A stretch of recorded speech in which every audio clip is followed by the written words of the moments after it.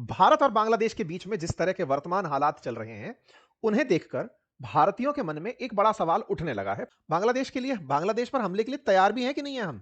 ऐसे में हम बात ये सवाल क्यों उठा रहे हैं कि हम हमले के लिए तैयार हैं कि नहीं? क्योंकि बांग्लादेश के साथ इन दिनों पाकिस्तान और चीन आ रखे हैं। तो क्या हम वाक़ई में चाहते हुए भी बांग्लादेश पर हमला कर नहीं पा रहे हैं क्या? तो बड़े सवाल हैं। क्या भारत को बांग्लादेश पर हमला कर देना चाहिए?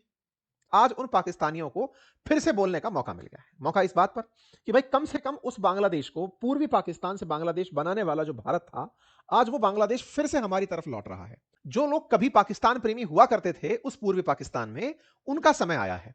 क्यों? क्योंकि उन्हें लगता है कि पाकिस्तान उस समय सही था, अच्छा था, पुराना पाकिस्तान। तो चलो उसके साथ हाथ मिलाते हैं। ये कुछ ऐसे रक्तबीज हैं जो उस समय बचे रह गए थे। बचे रह गए थे तो इन्हें पुराने पाकिस्तान की याद आ रही है। कुल मिलाकर के इनका इनके साथ वापस होना फिलहाल के लिए इनके मंतव्य को सिद्ध करने जैसा है। पाकिस्तान को बड़ा अच्छा लग रहा है कि भारत वालों, देख लो ये आएंगे पाकिस्तान में ही, यानी कि चाहेंगे पाकिस्तान को ही, और चाहेंगे पाकिस्तान को ही, इसकी पूरी प्रेरणा तस्वीरों में दिखाई देती है। हद तो अब यह हो गई कि जो पाकिस्तानी लोग जो उस समय के पाकिस्तानी थे, जिन्ना की पार्टी से थे, अब वो बांग्लादेश के समर्थन में नारे लगाने लगे हैं। हाल ही में पाकिस्तान की इनकी जो नवाज शरीफ की जो मुस्लिम लीग पार्टी है, ये शहबाज शरीफ, इनके बड़े भाई नवाज शरीफ, उनकी मुस्लिम लीग एनएमएल, उस मुस्लिम लीग के एक यूथ लीडर का बयान आया है, बांग्लादेश पर अगर कुछ भी हुआ तो हम आप पर हमला कर देंगे। भारत पर हमला करने के लिए पाकिस्तान तैयार हो रहा है, बांग्लादेश पर अगर भारत कुछ सोचता भी है। तो हमने तो सवाल ही इसलिए रखा कि क्या भारत बांग्लादेश पर हमला करने की सोच भी रहा है? क्यों? क्योंकि पाकिस्तान सोच रहा है कि अगर आप किए तो हम आप पर हमला कर देंगे। तो भाई साहब, हमारी क्या तैयारियां हैं? पाकिस्तानी तो तैयार हो गए। पाकिस्तानी तो इस लेवल तक तैयार हो गए कि वो इनके साथ में डिफेंस पैक्ट करने जा रहे हैं। और डिफेंस पैक्ट अब तक तो हम लोग आपको बता ही रहे थे, अब तो हर मीडिया के अंदर चल रहा है। बांग्लादेश को पाकिस्तान ऑफर कर रहा है वही सऊदी अरब वाली दोस्ती, कि सुनो, जिस तरह से सऊदी के साथ हमने दोस्ती कर ली है कि कल को सऊदी पर हमला हुआ तो हम साथ जाएंगे, और हम पर हमला हुआ तो सऊदी हमारे साथ आएगा, आओ तुम्हारे साथ भी वही डिफेंस पैक्ट कर लेते हैं। तो ये जो बने हुए एडवाइजर हैं बांग्लादेश में, पिछले 1.5 साल से जो सत्ता का सुख भोग रहे हैं, ये बांग्लादेश को अगर ऐसा कोई पैक्ट भी दे गए तो हमारे सामने पाकिस्तान अब दो फ्रंट पर होगा। पूर्वी पाकिस्तान भी वापस से खुल चुका होगा। मतलब यह है कि भारत ने विदेश नीति के अंदर इतना बुरा समय देखा कि अब तक हम दो फ्रंट पर युद्ध के लिए खड़े होते थे, पाकिस्तान के साथ और चाइना के साथ। अब हमारे सामने तीसरा फ्रंट भी खड़ा होगा। बांग्लादेश जैसा देश भी, जो कभी हमारे ही द्वारा पैदा किया हुआ देश था, वो देश आज हमारे खिलाफ वॉर करने के लिए खड़ा होगा। ये तो बड़ा फेलियर है, ब्लंडर है।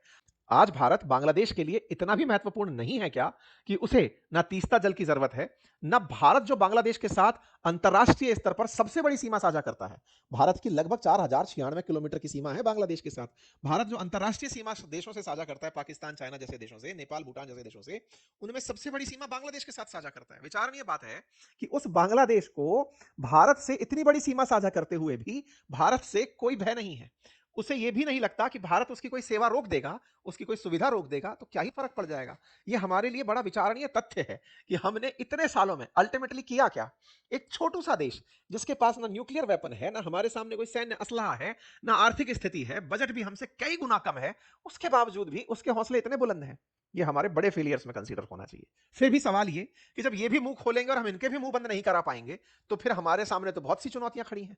कल को मालदीव खड़ा हो जाएगा, श्रीलंका खड़ा हो जाएगा, नेपाल खड़ा हो जाएगा, कहेगा कि भारत तो सबके सामने चुप हो जाता है। यह बात भारत के लिए विचारणीय है। और तो और, क्या हम तैयार भी हैं? तैयार होने की बात इसलिए क्योंकि अब तो हमें भी इंटरनल सूत्रों से यह पता होगा कि इनसे जंग शुरू होते ही पाकिस्तान फायर ओपन करेगा और चाइना पीछे से मजे लेगा। साथियों, बांग्लादेश में जिस तरह की उठापटक चल रही है, कट्टरपंथ जिस तरह का बढ़ता चला जा रहा है, वैसे में ही पाकिस्तान की सत्तारूढ़ पार्टी के यूथ विंग के एक नेता का भारत के खिलाफ बयान आ जाता है।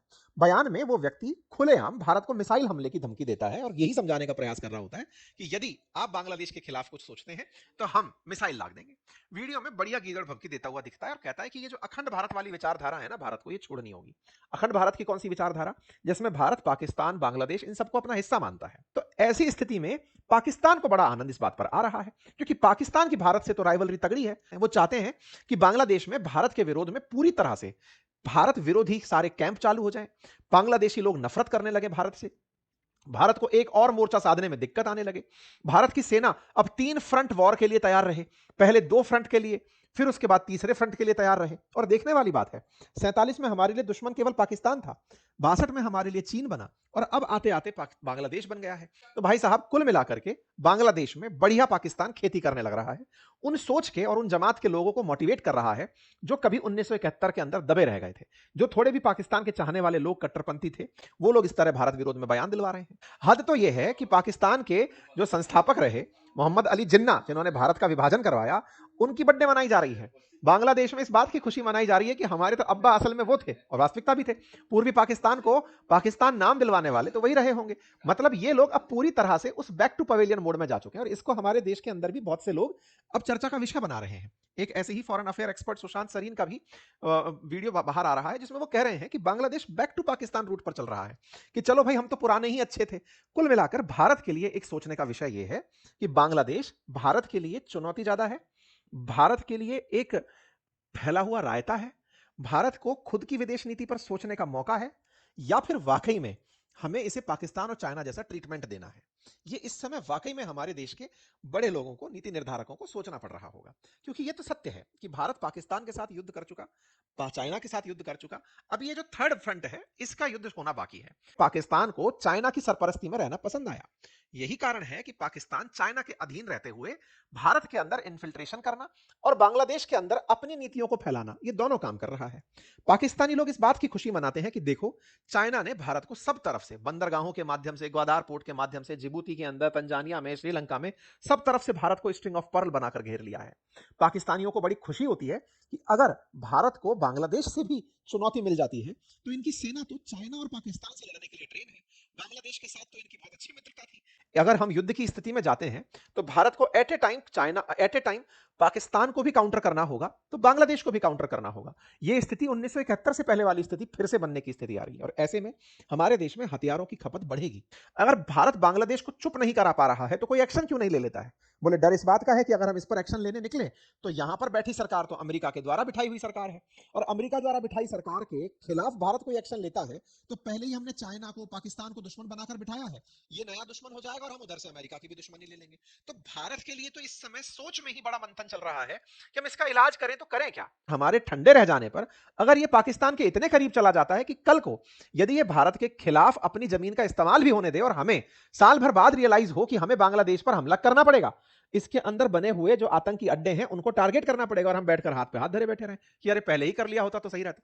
रही बात चाइना की, चाइना के केस में अगर बात की जाए, तो चाइना क्या भारत से युद्ध करने की तैयारी रखता है अगर हम बांग्लादेश के साथ झगड़ा करते हैं? पिछले ही महीने की खबर आप देख लें, बांग्लादेश चाइना से J-10 का जो फाइटर जेट है वो लेने की तैयारी कर रहा है। और तो और चाइना बांग्लादेश के अंदर मोनिरहाट करके जो जगह है, वहां पर बकायदा एयरबेस बना रहा है, जो चिकन नेक के बिल्कुल नजदीक है। तो कुल मिलाकर के चाइना पाकिस्तान बांग्लादेश के अंदर अपने हितों की पूर्ति करेंगे।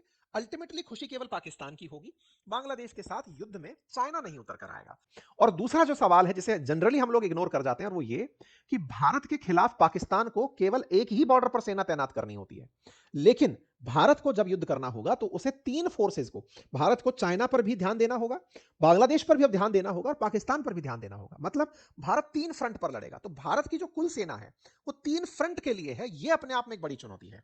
हाँ, और पाकिस्तानियों का फुल फोकस भारत के लिए। तो भारत पाकिस्तान को बढ़िया काउंटर कर रहा है, लेकिन जो बांग्लादेश में खेला किया है ना उसने, या फिर ये समझिए कि बांग्लादेश में जो घटना घटी है, क्योंकि उसमें कई पावर्स का एक साथ इंटरेस्ट आ गया, तो भारत कहीं ना कहीं वहां पर समझ नहीं पा रहा है कि खेला करना क्या है। चाइना और पाकिस्तान के बीच में एक बात और है जो भारत की सेना के चीफ भी मानते हैं, और वो ये कि भारत को इन दोनों जगह पर युद्ध करते समय एक चीज ध्यान रखनी है। एक न्यूक्लियर वेपन कंट्री है और एक न्यूक्लियर आर्म्ड कंट्री है। वेपन कंट्री और आर्म्ड कंट्री में क्या अंतर है? वेपन कंट्रीज वो हैं जो 1967 से पहले, जिनके पास परमानेंट 5 मेंबर्स यूएन के अंदर जो थे, यूनाइटेड नेशंस के अंदर, जिनके पास न्यूक्लियर वेपन थे, वो देश, उनमें से चाइना हमारा पड़ोसी है, उससे भी संघर्ष है।